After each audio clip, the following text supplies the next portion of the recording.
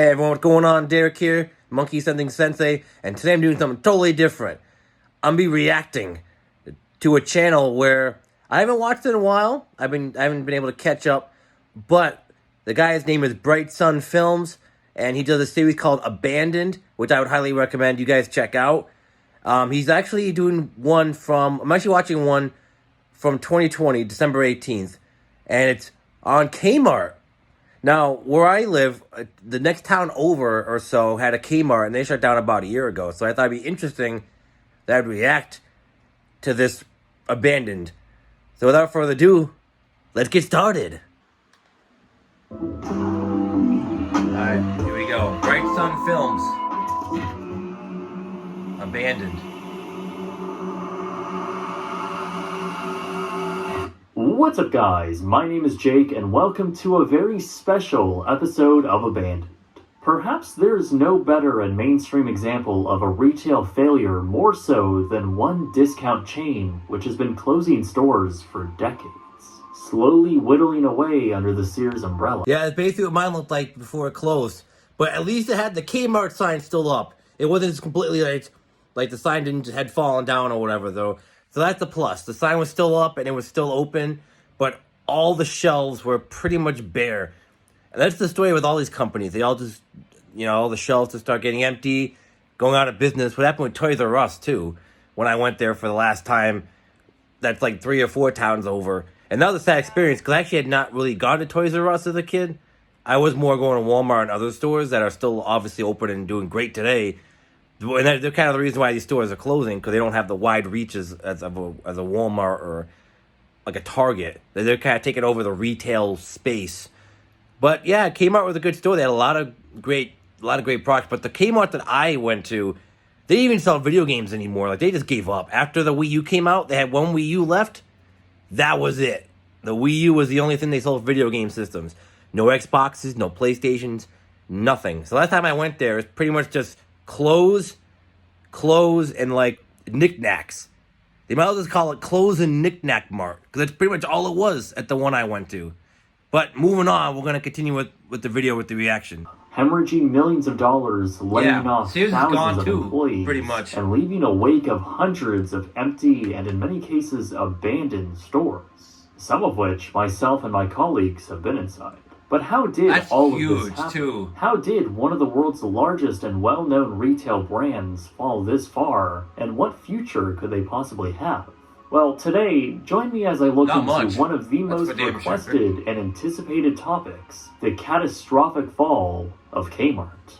This episode of Abandoned is sponsored by Nebula. Become a part of the quickly growing community of like-minded creators and get 40% off by going to nebula.com/BSF. Just to be nice, it all began with a man named Sebastian Sparing Kresge. After running a small chain of discount stores through the late 1800s in Detroit, he founded a new company called SS Kresge in 1912, a chain made up of over 80 stores and growing quickly. Now, the Kresge company could be a whole video itself, but through the early to mid-1900s, the brand had become very popular. They navigated through the Great Depression and both World Wars, having become the perfect place for downtown shoppers looking to save some money. There were now over 600 stores in both the U.S. Come get your plates and your records. However, by the 1950s and 60s, retail was changing. North Americans were now buying cars, and to urban planners, they were the future of mobility. So, a trend of what is known as the big box store began popping up. Okay, so you could see how big these box stores are. So it's even sadder when you see them getting torn down, because there's so much wasted space that's just there. You can use it for whatever businesses that you can put in there, but back then that was the way that things were done. They were big box stores. They're starting to boom, like he was explaining earlier. But it's just so sad nowadays because there's so much wasted space that they gotta spend money to demolish them or fix them up and then put new business in. It's kind of a pain now with today's economy and the climate of how things are done. And I'm sure he's going to explain the impact of the internet and everything else that went on that in Walmart and all these other businesses that came in that started the decline of Kmart. And again, my Kmart was pretty big too. And now that it's not demolished, but now that it's empty, there's this wasted space. And that Kmart too, that whole building actually had a pet store and other things that were inside of it that might still be open. I'm not sure. And it was part of a whole plaza. So I'm not sure that if anything is still open in that plaza, but it's almost like a mini mall. It's just interesting to see the contrast of how things were done in the 40s and 50s up until now. And I'm sure he's going to go into the different decades of Kmart and how it even became Kmart. We haven't even gotten there yet. Kind of getting ahead of myself, but this stuff is really interesting to me. It makes me wish I was born like in an earlier era just to live through like the 80s and 90s when big box stores were the main thing pre the internet. Kresge already had several stores opening in the suburbs, but now a massive shift was coming for the growing corporation. Now, under the leadership of Harry Cunningham, the Kresge Company had opened the first iteration of a new discount big box brand called K-Mart. It was 1962 when it opened in the small suburb of Garden City, Michigan, and so Kresge continued to open more through the year. What set them apart already was the fact that Kmart's were now opening in standalone buildings. See? Not part of Look any existing plaza, but its own satellite structure with over 80,000 square feet of discount shopping. A vast collection of products for all your needs. These stores were relatively cheap to build, and within just a few years, the amount of Kmart stores had ballooned to over 120.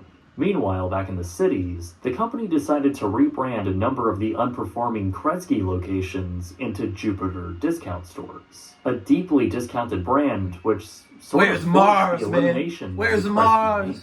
By 1977, the company had now mainly become known for the Kmart brand, to which over 90% of their sales were generated from. So, in that year, they changed their name to the Kmart Corporation. This was just the beginning of a long era of unprecedented success. By now, the brand had continued to diversify, expanding into new businesses and trying out new retail concepts like Kmart Chef.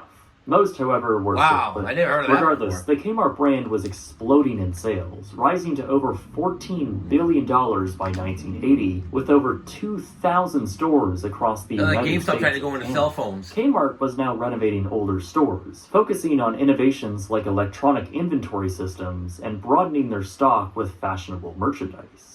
Through the mid-1980s, they also acquired multiple companies and introduced celebrity-created clothing lines, again, all broadening the appeal of their stores while also making products exclusive. One notable line of products was the Martha Stewart kitchen line, which Kmart saw a great response to. It really is hard to state how popular Kmart was during this era in retail. They absolutely dominated the 1980s, and in America, the brand was almost universally known across the country. Perhaps it didn't always have the best reputation, but it was many shoppers' go-to store for everyday essentials. Right there, I love these old, like, 80s commercials, early 90s commercials. Even though I wasn't around that time, it really makes me think of how things were before the internet. And I think it's amazing just seeing these commercials are kind of grainy, like they're from a different time. You don't know exactly when they're from unless they're credited for the year. But it's just amazing seeing those commercials. Like, oh yeah, look, you can buy a can of paint and you can buy the Britney Spears album, different time, but whatever. Like, it just shows the breadth of what you could buy. I think I saw food in the background in one of those pictures too. So, like, they had clothes and then they have food. You don't get that today. Besides Walmart, but even Walmart, they have the food way over here and the clothes. It's very much more separated. It's not as together. It's like one side you could buy a record, and then you could buy a cucumber, and then you could go buy a dress, and then you could buy a stapler if you need that. If you need to use all three or all four for whatever reason, it's just crazy how things were done back then. And I love Sunny Bright Films or Bright Sunny Films. I don't even remember anymore. Yeah, Bright Sun Films. Like it's just great seeing him go through these, because he has a lot of these abandoned episodes, and I love them. Just going back, I think he did one on the Disney pool place too. I forgot what it was called, like River Country, and how that was open and now it's closed, and you can still see the rock formation. It hasn't really changed much besides it being just dried out. So again, I'd highly recommend watching Bright Sun Films if you love archival content of just old businesses and just malls and everything else under the sun, literally. Bright Sun Films, when it comes to this old brick and mortar stores, because we're not going to get another era like this ever again of the big box retailer besides Walmart and Target. And even Target failed in Canada. So that's another thing he did too. He did Target in Canada and how they failed. So that's another interesting one. Like the Blue Light Special would keep shoppers in their stores waiting for the next big sale, or even their in-store food options that allowed consumers to spend a lot of time just hanging around. Across the thousands of locations now in America, I don't think I was ever at a Kmart had cafe a in it, huge though. reach and now opening super Kmart stores. Simply put, they were woven into the retail fabric of American culture, and they were the second largest super Kmart, retailer in actually, North now that I remember. America, right behind Sears. By 1987, they had sales over $25.6 billion. This tremendous success, however, was about to quickly fade, and the fortune of the company was about to change. To the 1980s, Kmart began to lose its place in the market. Other retailers like Ames, Target, Woolco, and Ames, Sears yep, had Ames is been the eating away at their Massachusetts one. place, but that I was watched that nothing one, too. compared to the Goliath that Walmart was becoming. Kmart was slipping, and as new Walmart stores popped up, that negative perception Kmart had only got worse as Damn, people noticed their stores born yet. become run down and dated. So, to combat this, Kmart rebranded their logo with a modern design and went on a renovation effort, making sweeping changes to their stores, spending millions on extending, renovating, and updating existing stores, and opening up brand new ones. After even more company purchases like Sports Authority and a quarter stake in OfficeMax, by 1992, the Kmart Corporation had over 370,000 employees and posted an all-time high sales of $34.6 billion. Despite this positive year-over-year growth, Kmart was still surpassed by Walmart in both sales and market share. The company also began to get dragged down by their spin-off brands. K-Mart Corporation became too bloated, and despite selling off those liabilities, they ended 1993 with a net loss of almost $1 billion. With a new CEO in place, Kmart made sweeping changes in order to keep them afloat. They spun off more brands and closed around 214 underperforming stores. Their stock was then downgraded, and talks of bankruptcy even began circling.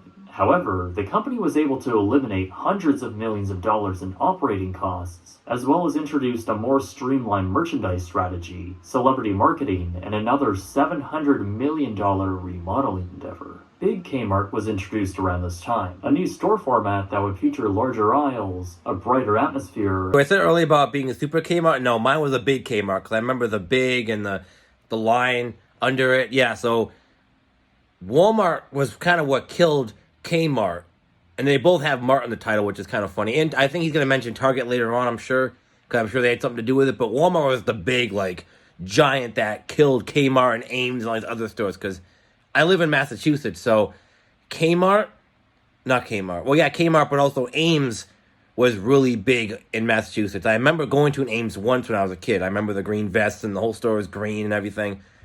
Just once, but it was a really cool experience going there. I remember vaguely what it was like. But the Walmart situation, my Walmart used to look like that too until they started to remodel it around, like, I think 03 or so. And I remember this giant curtain that you'd go under, because the store was still open, but they were renovating mainly the front. So you'd go under this giant, like, blanket that they were renovating, and you would just go in and you could do all the shopping. It was really cool. I think that was around 03 or 04 when they were really starting to remodel that store.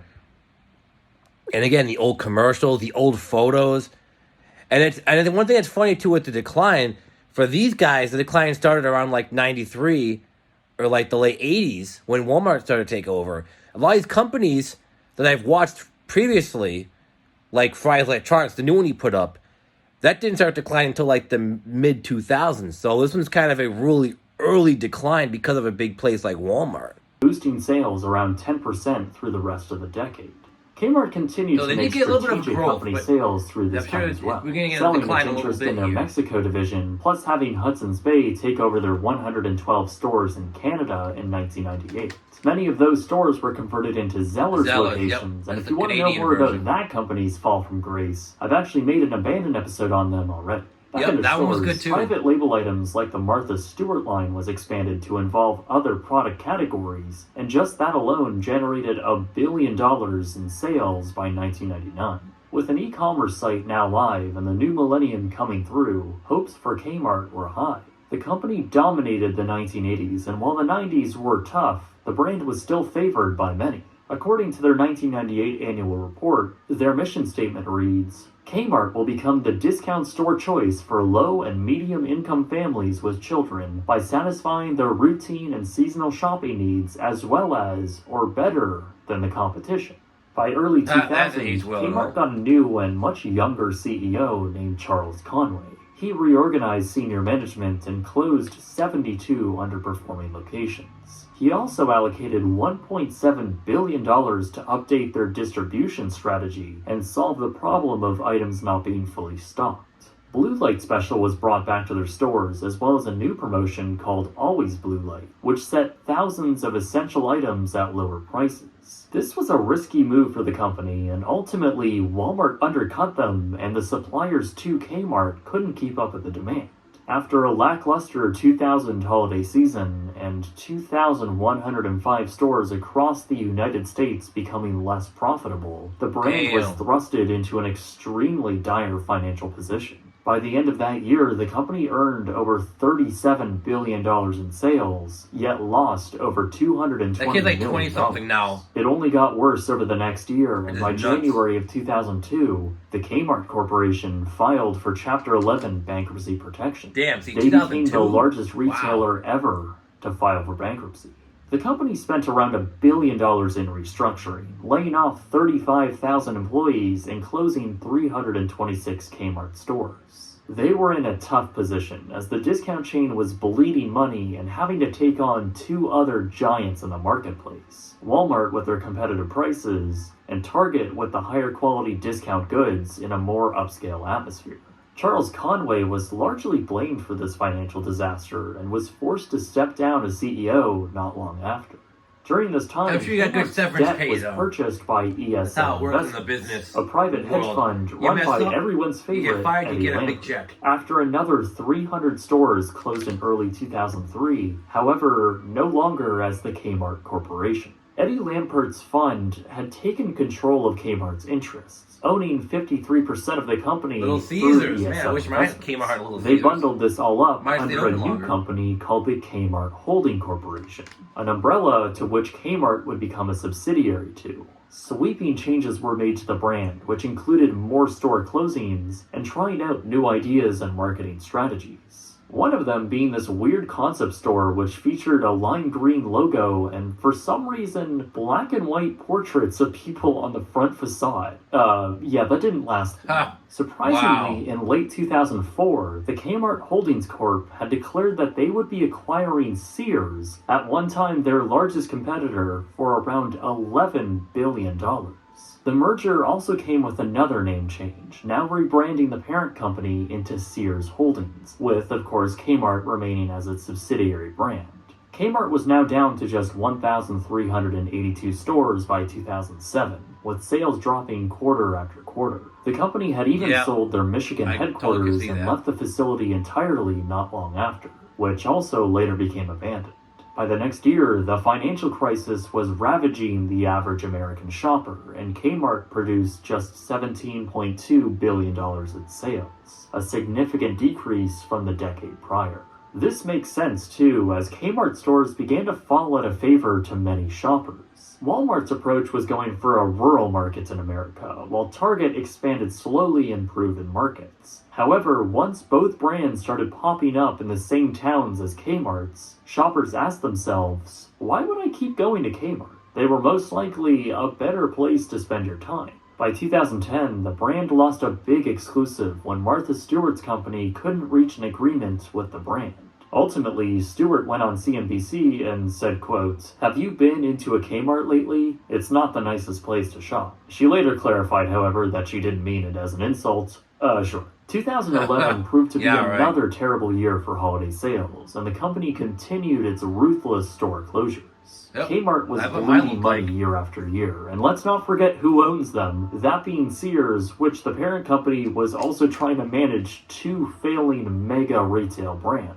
By the end of 2017, they were just down to a little over 700 stores nationwide and $8.6 billion in sales. Dan They Bell, lost another great $530 million content creator in by this kind of year's same end, vein. with their I parent recommend company him as a too. whole losing over $1 billion. Kmart was sinking quickly, and with little money to reinvest back into their one's stores, the demolished as sad hell. state of the Damn. brand was apparent for anyone who walked inside one. Sears Holdings was doing even worse, and despite numerous store closing announcements through the years, the company had no choice but to reorganize or disappear entirely. So for the second time, Kmart and their parent company Sears Holdings filed for Chapter 11 bankruptcy protection in October of 2018. Another 74 Kmart stores would close during this time, and around 240 Damn, look at that. stores would be sold off. Seeing what I'm seeing, right? That's crazy. Like, you could just see how much square footage that is. And a lot of these places, they just get demolished or they get stuck abandoned. When you could cut that, you could probably cut that building in like 3 or 4 pieces and put 3 or 4 really good businesses in there. You could put a barbershop, put a nail salon, put a Bath and Body Works. Because you know every dime mall, the stereotype is every dime mall usually has a Sears and it has a Bath and Body Works. The mall, or the closest mall to me, which is kind of just like not even a mall anymore, it just like has little shopping centers and small businesses. It's like a inside mini mall kind of deal. Ours has the Bath and Body Works is still open, and a T-Mobile, that's another kind of stereotype, T-Mobile, and it has like a couple other small stores. That's it. But again, yeah, put a Bath and Body Works in there, nail salon. Like Walmart got nail salons. They do that. Is get the buildings, cut them in like the thirds, and then put small businesses in there. It just sucks going to look through these places and look at all the wasted space. Oh man. And that brings us to now, with just a fraction of the amount of Yeah, stores like Kmart barely used to any have. left. But how did all of this happen? How was one of the world's largest retailers able to slip so far from its iconic status, especially when other discount retailers like Walmart are thriving? Well, I think it's very easy to chalk it up to Eddie Lampert killing Kmart as well as Sears. I think to some extent this is true, as when the merger occurred, Lampert was accused of intentionally selling off valuable assets and failing to reinvest into the company, effectively not caring whether or not they would fail and trying to squeeze as many assets out of the companies as possible, also with little regard to the hundreds of thousands of staff they have on payroll. However, I believe Kmart was on a downward trend no matter what. Remember, even before the merger, they were closing stores left and right, and of course filed for bankruptcy. I think from the very start, Kmart positioned themselves into a bad place, failing to make their stores and brand into a coherent and attractive retail proposition. As consumers' expectations grew, Kmart didn't follow and allowed other brands to both outprice them and build stronger loyalty. Failing to keep up with modern fashion trends, especially when half the store was made up of apparel, losing out on exclusive products that drove interest, overpriced electronics, and a poor reception to their online store all contributed. That website is even crappy in the way it's designed, since for some reason the site hosts marketplace products as well. The professionally laid out stock is mixed with thrown together photos of other products. Like for instance, these slippers, which are for some reason $315. It's probably an error, but that just goes to show how sloppy of a website this is. I really don't see why a consumer would choose to shop on Kmart.com over Amazon. But regardless, I think these issues pale in comparison to the real problem at hand. That being their terrible, terrible looking stores. This simply does not look like a well thought out, coherent design language. It looks like it was fumbled together by people who have no background in aesthetics or simply just do not care. And when you walk around their stores, you get that feeling everywhere. There's no excitement here. Quite the opposite, actually. A sad and miserable landscape of beige shelves. Items are just being tossed and unorganized around the stores, and little to no clue that you're in a modern facility. It's depressing in here, and no wonder the average consumer has no desire to shop here for fun. I mean, come on, this looks awful, especially when you look at their competitors. This is a Kmart, And this is a Target. Even the Carnival Cruise Lines of retail looks better than this. At the end of the day, Kmart management allowed their stores to become the butt of any joke that involved crappy stores, and that public perception lasted with them to the grave. Well, at least about as close as you can get to the grave. According to Forbes, there may be just 43 Kmart stores left in the United States. And by the time you watch this, it will likely be lower. Think about that for a second. In the early 90s, there were over 2,200 big box Kmart stores across the country, each over 80,000 plus square feet. In just 30 years, they closed almost all of them. That is an unbelievable amount of stores that had to close, and as you can imagine, a large number of them, especially Kmart's that weren't Be like, in can the I best buy that mannequin locations, bust? were never How much filled. is that? This leads Can I to get that for probably the 10 most bucks? amount of abandoned locations for one particular brand. Abandoned Kmart's now dot the landscape of almost every major city in America. A grim reminder of a bygone era and the monolithic structures acting as tombstones for where retail prosperity once stood. Among these abandoned buildings are some particularly heinous examples of unsecured stores, for one reason or another, decaying at a rapid pace. I myself visited one of these Kmart locations down the road from another Kmart store in Michigan. I actually made an entire video on that one, but it was a store which closed during the 90s when Kmart was eliminating unprofitable locations. I think this horrific building, sitting abandoned from that closure, is a bit of a look into the future. This store has been sitting here for almost 3 decades, and as it did, the building was vandalized, set fire to, and engulfed by thick mold. However, it also stood as a retail time capsule in disarray. The numerous other abandoned stores across the country, many of which have been documented by my fellow colleagues, could end up in a similar surreal state within a decade or two. So what does the future hold? Well, the COVID-19 situation made everything worse, and while some remaining locations were deemed as essential stores, I would imagine the brand has seen less and less sales. In September of 2020, Eddie Lampert actually stepped down as CEO. However, because they are a private company, it's hard to see how poorly Kmart is continuing to do. With so few stores, it's hard to say how long the brand is actually going to last. Perhaps Transform Holdco continues to keep the name around and rebrands it, kind of like how Toys R Us did with their resurgence. And really, the name isn't going away in an international sense, as there are still some thriving Kmart stores around the world completely independent from the American company, particularly in Australia. Who knows what Transform Holdco has in mind for the brand, but I think all things considered, it's safe to say that Kmart is essentially a dead company. Perhaps the brand may hold on a little more, but I can't imagine in its current form, Kmart will be around much longer. I've been through a lot of Kmart store closings. I've seen the last few days of the brand's presence in multiple cities in North America. You get the feeling of chaos, but also sadness from the local residents who remember going there years ago. Kmart is certainly not the same company it was, nor is the condition of their stores. As a company, I think they were just too enormous for their own good. Having over 2,000 massive stores will be extremely profitable when they're all making money like they were in the 70s, 80s, and 90s, but became a liability once many of them had dropping sales.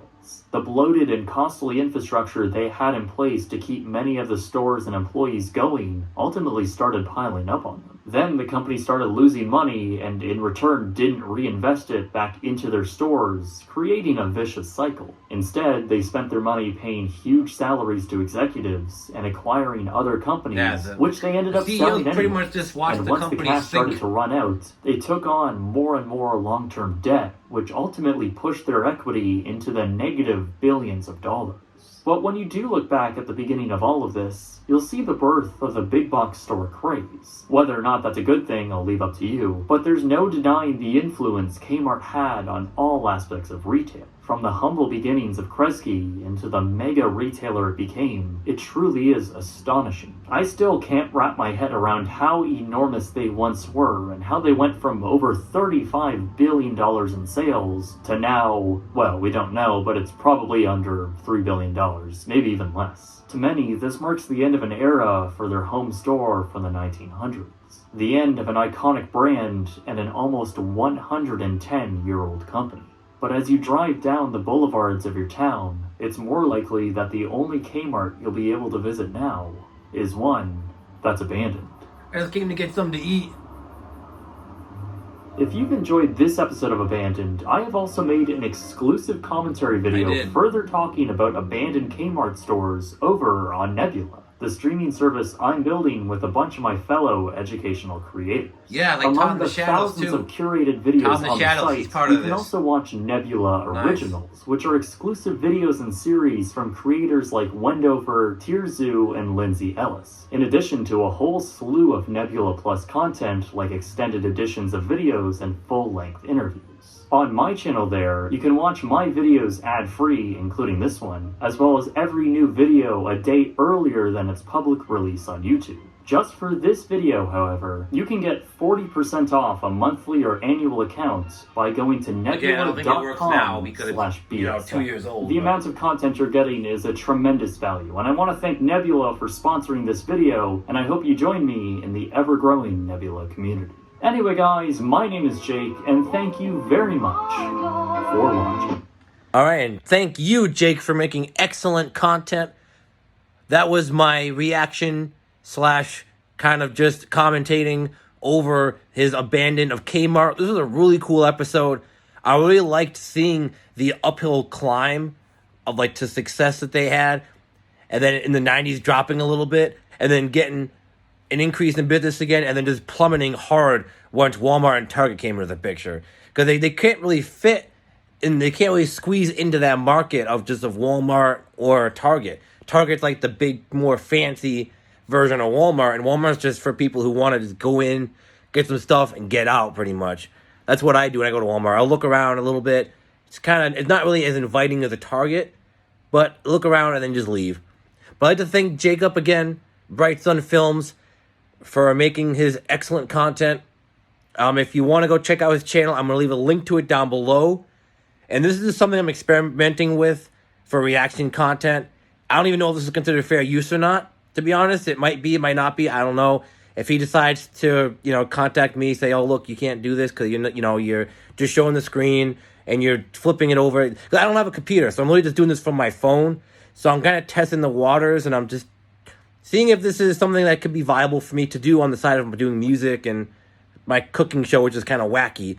But if you guys like this kind of video content, and if I'm still able to do it, and you guys like what you see with this, and you guys like my videos in general, please make sure to give my videos a like. Subscribe to the channel, hit that bell notification. And if you guys have any feedback, please leave me some comments below. I'm always looking for feedback on my videos. Do not be afraid to comment. They're open for anybody to comment and just chat. We can talk about abandoned businesses. We talk about music, everything.